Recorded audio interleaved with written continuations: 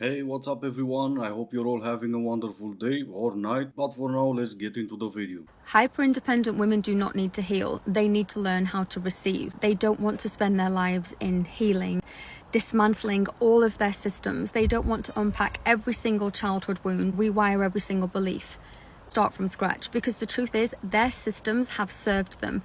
They've built successful careers, safe homes, they've created order from chaos.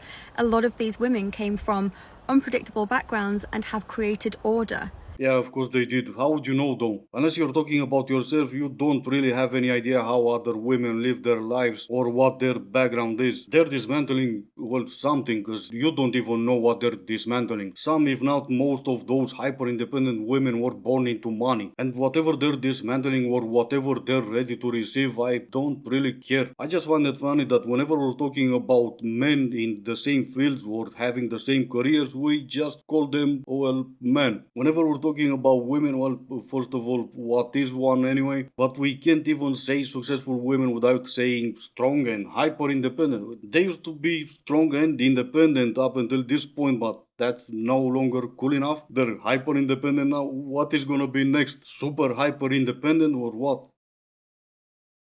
Men are the craftiest little ever. So imagine this, right? I liked this guy's Instagram picture the other day, and no real intention. I just thought, why not?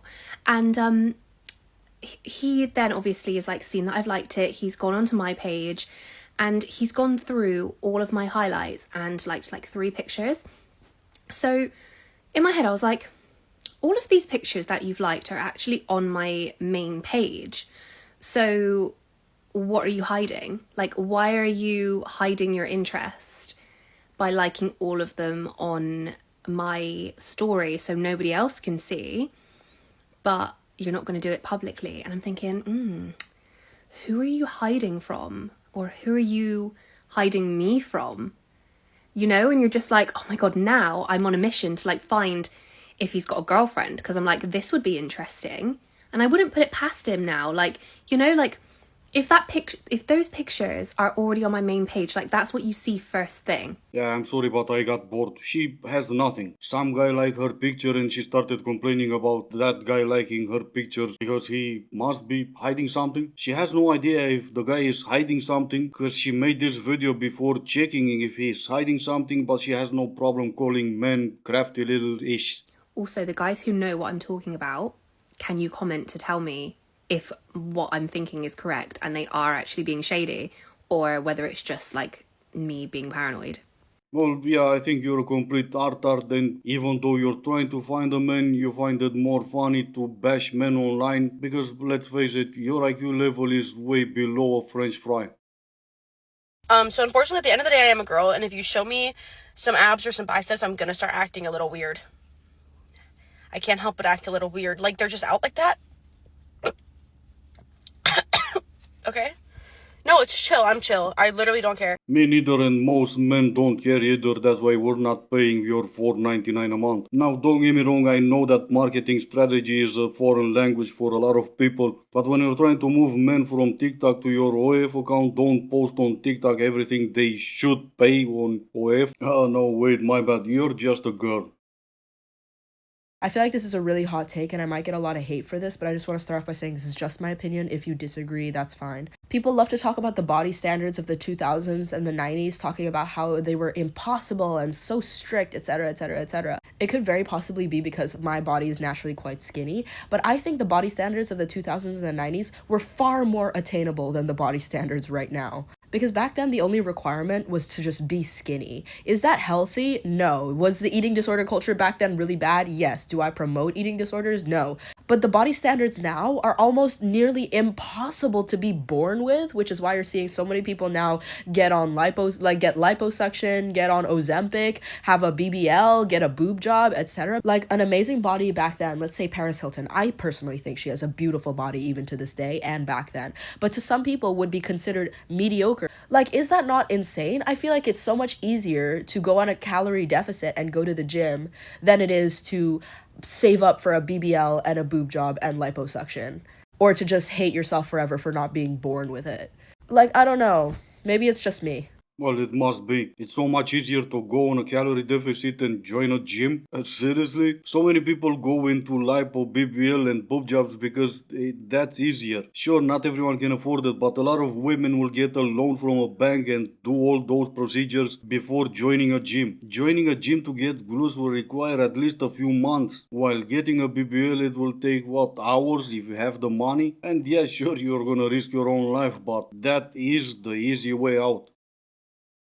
Why do pretty girls have the worst love life? Ready? Let's go. Because being desired is not the same as being valued. Everyone wants them, but few actually see them. Next, the prettier the girl, the more toxic the men they attract, mostly narcissists who try to up their status. The same reason people rent sports cars. The wrong kind of men want to show off a beautiful thing, but do not have the bandwidth to actually own it. Beautiful women are seen as objects instead of beautiful humans. Next, the pool of interested men gets bigger when a woman becomes objectively attractive, but the number of men she's actually compatible with, who will like her for her, stays the same. All it is more vetting because she doesn't know who actually likes her. That and the pretty girls are the ones that toxic men go after because they see her as a trophy, and they neck her during the relationship because they are deeply insecure. Most pretty girls seem to have a toxic ex. And the last one, people sometimes fall for the idea of them, not who they really are. They get judged based on looks first, and a lot of people either assume they're out of their league or chase them to show off, not to genuinely love them. It can also be harder to know who's being sincere and who's just attracted to the attention they bring. In the end, beauty doesn't protect you from heartbreak. It sometimes just adds another layer of complication. Oh no, oh my god, that's terrible. Funny enough, all those comments came from women, and my guess is they were average women. Oh my god, all attractive women have a toxic ex. Don't every woman has that? Attractive women are seen as objects, not as beautiful humans. Isn't it funny that we were just talking about BBLs and how women turn themselves into objects, and I'm supposed to see them as beautiful humans, which most men still do, but when we're talking about beautiful humans, not some dolls made out of plastic. There's a wonderful lady here watching my videos that used to be a model, and she's been married for a lifetime now. She didn't seem to have any problems finding a man that will look at her like a beautiful human. Now, why would that be? Okay, I don't think enough men understand when we say, like, we love it when you open up to us. We love it when you're vulnerable. It's literally because society shapes men as, like, you can't cry, you have to be strong, you have to be this. So when we see a different side of you where you're so vulnerable with us, that's when we're like, oh my god, I'm like that special person for him and to him. And I feel like sometimes men are so caught up in the fact that they're like, I have to act a certain way, like I can't show my emotions.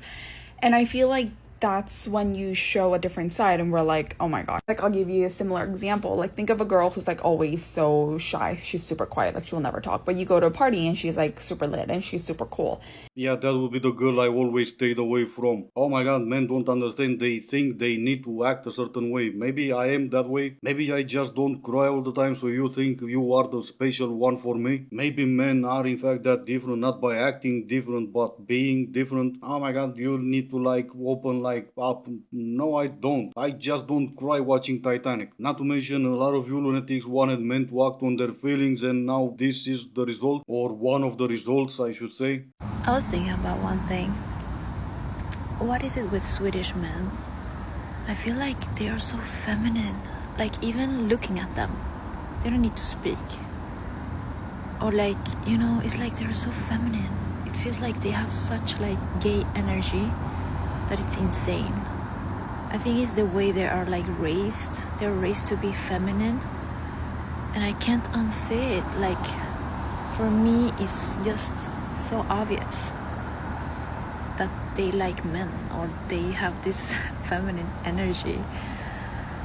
I mean, I swear to you, every single guy, the way they move, the way they act, even on pictures, I feel like,